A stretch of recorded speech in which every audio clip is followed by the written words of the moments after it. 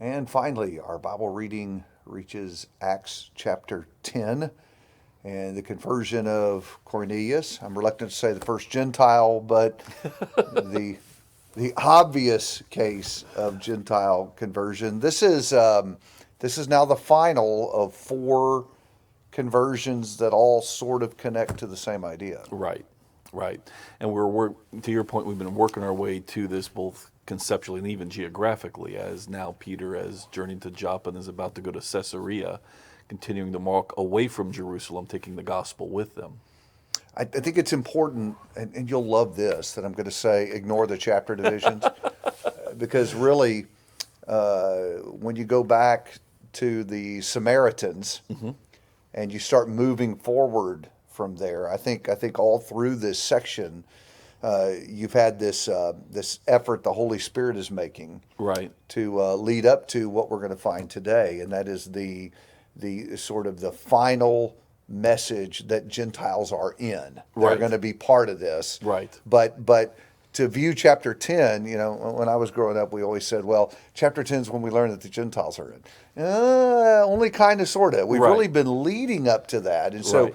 viewing, the Samaritans and then whatever the eunuch was, and then really Saul's conversion in 9 only makes sense in the bigger picture, because Right. later we learn what a key role he's going to play in this. That's right. And so then we get to Cornelius. Right. So I thought it was one way to structure the chapter. I think is interesting, is by earmarking the work of God. Right. And so we begin in the first 8 verses with the work of God with Cornelius. Right. In fact, that's a good way to actually, now that you say that, makes me think of it's really what this chapter is all about is, yes, the gospel is going to the Gentiles, but every step of this is God's doing. Yeah, you're going to get ahead to chapter 11. I feel it already. I'm being good. I'm going to be good. I'm going to be good. But yeah, it's every bit that's God's doing. So here's Cornelius. He's praying. He's described as a God-fearer, which in the New Testament is actually a technical term. It's a Gentile who actually often is attached to a synagogue, follows the law, has pretty much done everything but accept circumcision, become a full-blown proselyte. So this is a man who, wherever he's from, has been stationed there in Palestine, has learned the religion of the Jews, the God of Abraham, Isaac, and Jacob, and realizes this is the real deal. And so he is devout. He is a God-fearing man who is doing the best he can with what he knows at this point. And the thing to hang your hat on in the first segment rather of chapter 10 is verse number 3, where he clearly saw a vision of the angel of God. So the thing that starts all of this is the work of God sending a message to Cornelius. Right. Then he works the other end of it. Peter's in Joppa. Right. And he sends a vision to Peter as well. That's the one with the sheet and the unclean animals. And God said, hey, why don't you eat some of this? Right. That's right. His way of basically saying that the law's distinction that kind of kept the Jews separate from the Gentiles, in non-moral ways, what you can eat, and some of these other more ceremonial aspects, that's not going to be part of God's will for his people anymore. There's not to be this dividing wall between Jew and Gentile manifested in these ways. That's over. And so what we're really learning is that those kind of things were in one sense metaphorical, and now that purpose is gone. And so by all means, God wants no division between human beings, especially in these kinds of issues and ways.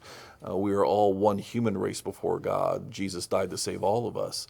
And so it's time for Peter to get over those Jewish scruples reinforced by Jewish law keeping. And in one sense, even before this chapter's over, in a sense, go have a meal with the Gentiles. Well, that's going to happen, because isn't it? we're all on the same team now. And so a great place to hang your hat in 17 is on Peter's perplexity. He sees the vision, Yeah. no idea Yeah. what it means Right. at this point. Right. But then you have these guys show up. Right. We saw a vision, you're supposed to come with us. Right. And so Peter goes with them, which brings us to the last segment, and that's Peter in Caesarea. And you could, verse 24 is a good mark to begin that place, if you will. But he goes, and so before we get to the act of God, Right. when Cornelius tells his story, Right. and I like this, Peter draws a necessary inference. Oh, yeah. That's how you reason with the work of God. Don't let anybody trash on necessary inferences, but folks, it's probably the single way we know most of what we Yeah. know is by what's been inferred. And so Peter puts his vision together with Cornelius's Right. vision, and says, aha, Right. Gentiles are in. And he's kind of like Paul, having the scales fall from his eyes, pardon the pun, about just different aspects of what God is up like to. that. You know, both men, from different perspectives, from different reasons, had to get over how they understood their Jewishness with relationship to the work of God now in the first century after the resurrection of Jesus. Paul couldn't accept Jesus, and Peter now was going to have to learn to accept the implications of Jesus. Right. And Right. and Well- both of them had some rethinking to do. Now you look at 44, there we have the act of God. So we had the act of Yep. God with Peter. Right. Had the act of God with Cornelius. Right. Now the act of God with both of them together when he causes the Spirit to fall upon all who heard the message. Right. And they speak with tongues. Now we're having echoes of Acts 2. Right. And that's the point. And I think it is. That was the underscore, I think, to Peter, and then also give Peter something to report back to the others.